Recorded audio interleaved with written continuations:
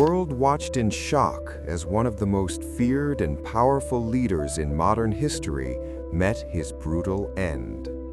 This is the story of Muammar Gaddafi, the man who ruled Libya for over 40 years, built an empire of wealth and fear, and fell in a storm of fire and rage. His rise was legendary, his fall unforgettable. It all began in 1969. A young military officer, just 27 years old, led a bloodless coup that overthrew King Idris of Libya. His name? Muammar Gaddafi. He wasn't from a royal family. He wasn't a prince. He was a poor desert boy from a Bedouin tent, dreaming of power and revolution. Gaddafi promised freedom, justice, and dignity for his people. And for a time, they believed him. With charisma and cunning, he reshaped Libya. Oil became his weapon. Wealth poured into the country, and Gaddafi made sure the world noticed. He nationalized oil, expelled foreign military bases, and spoke out against Western control. He wanted Libya to be powerful and independent, but he also wanted something bigger, to be seen as the new face of Arab unity, the King of Kings of Africa.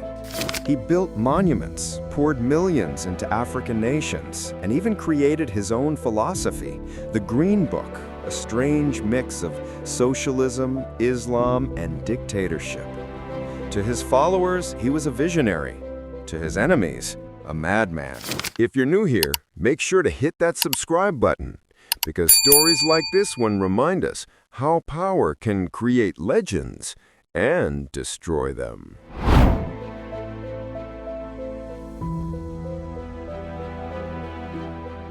By the 1980s, Gaddafi was no longer just a leader.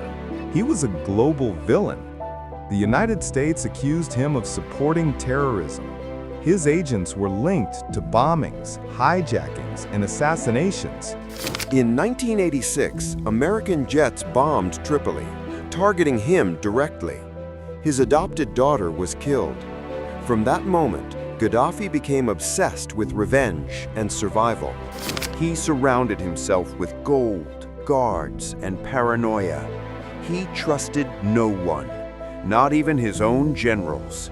He built underground bunkers, filled the desert with loyal militias, and ruled through fear. Muammar Gaddafi delivering a furious speech on stage, wearing traditional golden robes and sunglasses, his face expressive and intense, crowd watching in fear, cinematic realism, dramatic contrast lighting. As years passed, Libya's wealth fell into corruption. Ordinary people grew poorer, angrier, and hopeless. The world began to change, and then came 2011, the Arab Spring. Protests erupted across the Middle East, and soon the fire reached Libya. What started as peaceful protests turned into war. The people demanded freedom. Gaddafi answered with bullets.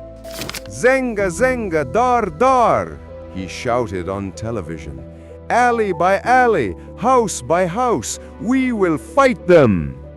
But the world was watching, and this time the world fought back. NATO jets rained fire on his forces. Rebels captured city after city. His empire was crumbling. His generals fled. His sons were killed or captured. The man who once called himself brother leader was now running for his life. October 20th, 2011. Search. Gaddafi's hometown. He was hiding in a drainage pipe beneath a destroyed road. Surrounded, bleeding, desperate. After 42 years of absolute control, the man who once built golden palaces was dragged from a hole in the ground. The mob beat him, shot him, and recorded it all. The world watched the fall of a king, live on social media. In just a few moments, his reign ended in chaos.